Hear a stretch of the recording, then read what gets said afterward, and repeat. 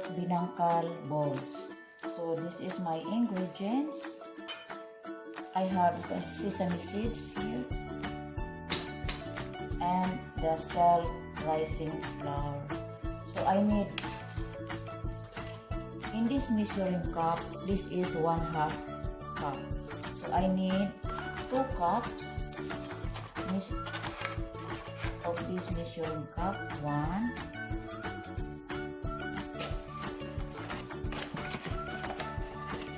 2,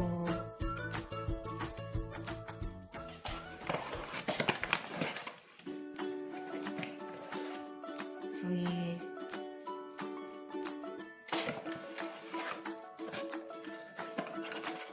4. So it's already equivalent of 2 cups. In one bowl, I need to combine all the dried ingredients. I have 3/4 cup of white sugar,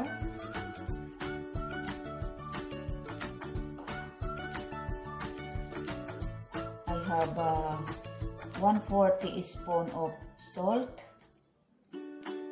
1/2 teaspoon of baking powder, and 1/2 teaspoon of soda.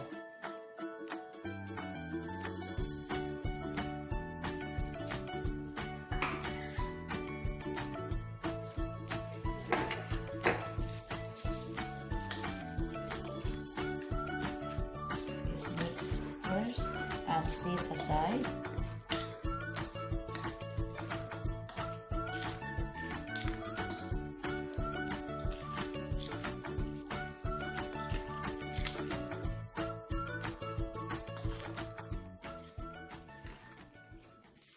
Set aside first, and in separate bowl I need the eggs,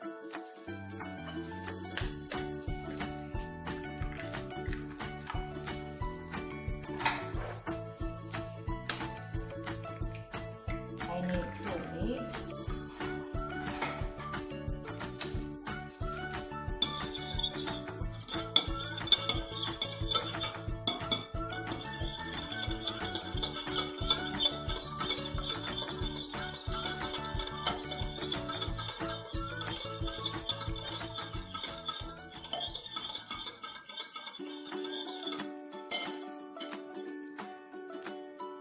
the 1 cup of milk,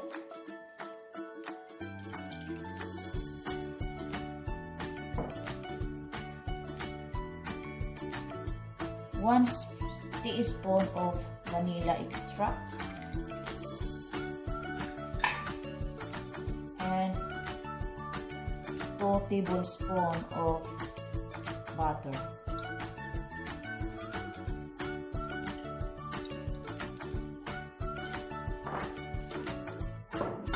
And I have my cooking oil here. So we're going to mix well first.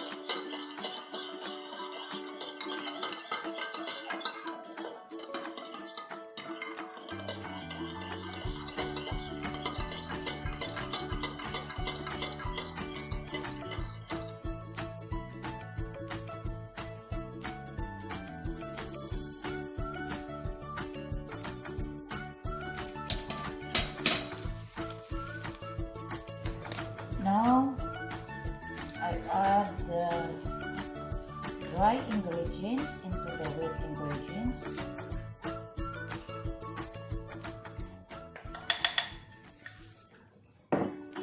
And let's make well.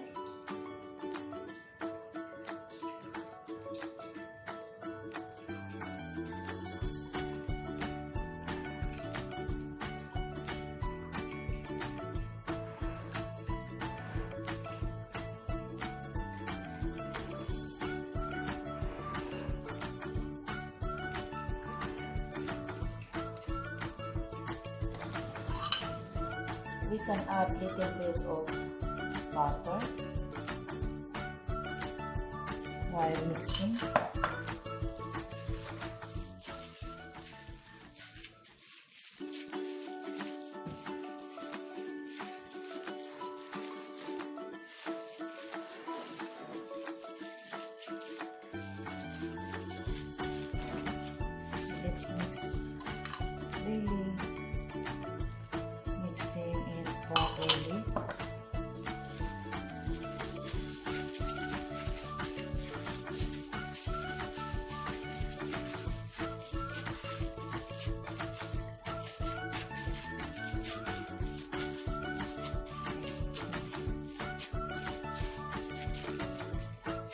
properly all the ingredients, the wet ingredients and the dry ingredients. Now we are ready to make the balls. Okay, so it's ready, guys. We can make the ball. So we are going to prepare the sesame seeds in one bowl also. And we have plate. So let's start make a ball. You can make whatever size you would like to make, but me, I have my medium size only, just like that, medium size.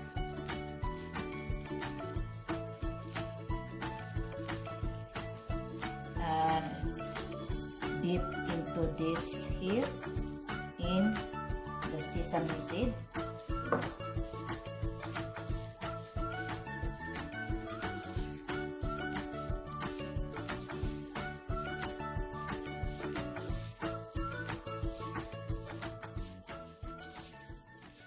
Okay, so now I have one bowl of sesame ball. Okay, so I will keep here first and keep on making the ball. So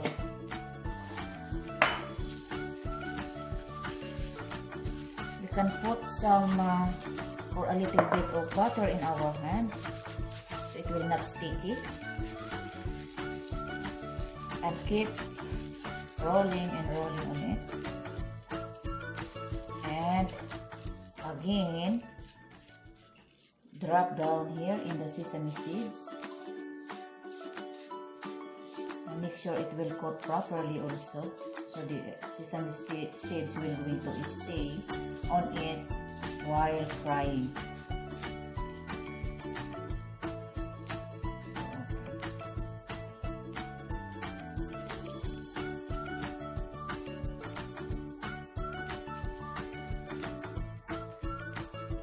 Keep on making the balls. I almost finished. I have here my 2 last ball. So again, just drop down here in the sesame seeds and keep rolling on it. And that's it. Okay, so we're almost ready to fry.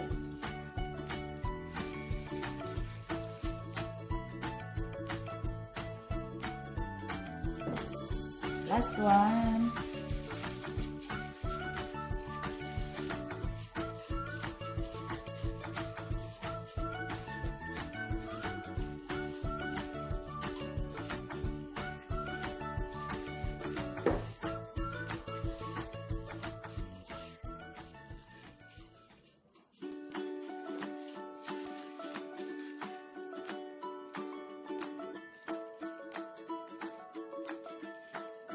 I finished, guys. So this is here my sesame balls bread, or we call in our native land, we call this Binangkal. So Binangkal before is one of my favorite bread in the Philippines. When I was young, I love to eat this Binangkal. So now I'm going to fry this in a cooking oil, really deep fry. So ayan, guys, I'm going to dip all the balls into the hot oil.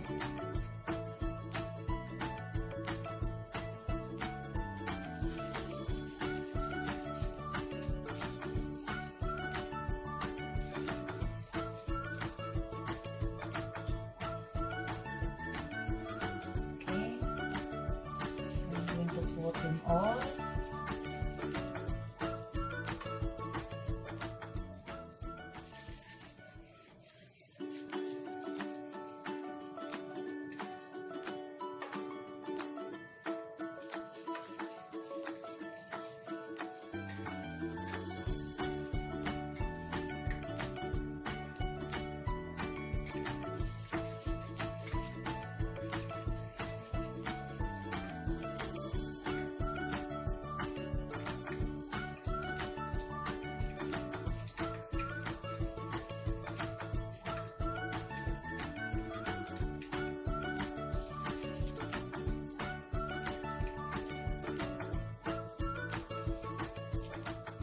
Okay, so all of them is in the cooking oil already.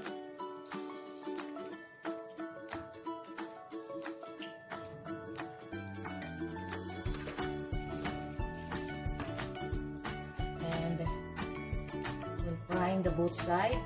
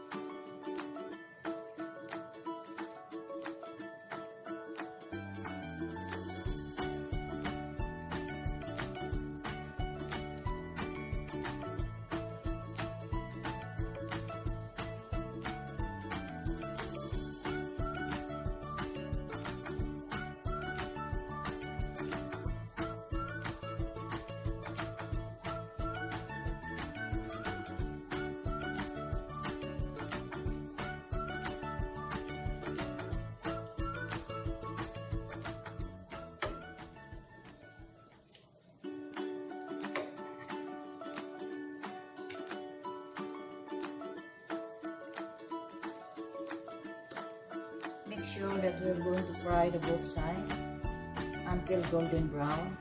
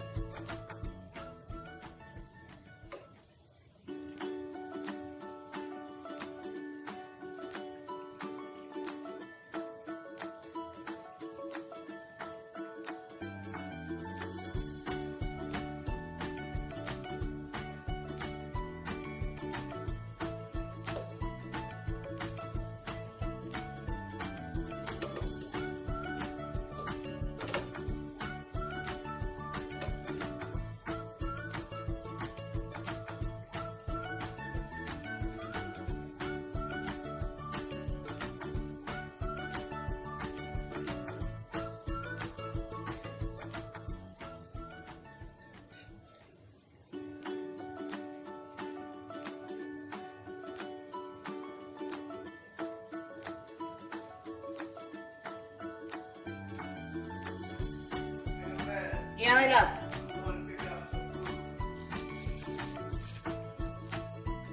Now guys, it's almost done. So getting golden brown on both sides. So we need to drain the oil into the paper towel.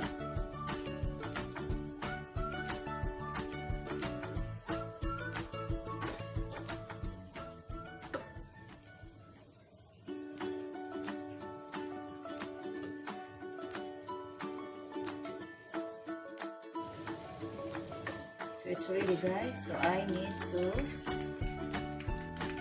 drain the oil. This is my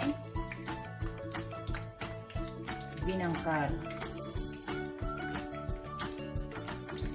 So let's put it here first.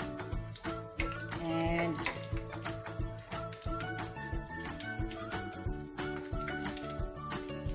now I have my binangkal. It's done.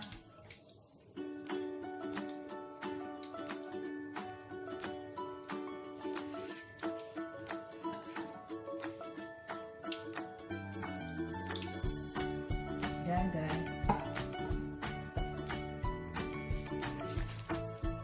So guys, this is our ready-made recipe of that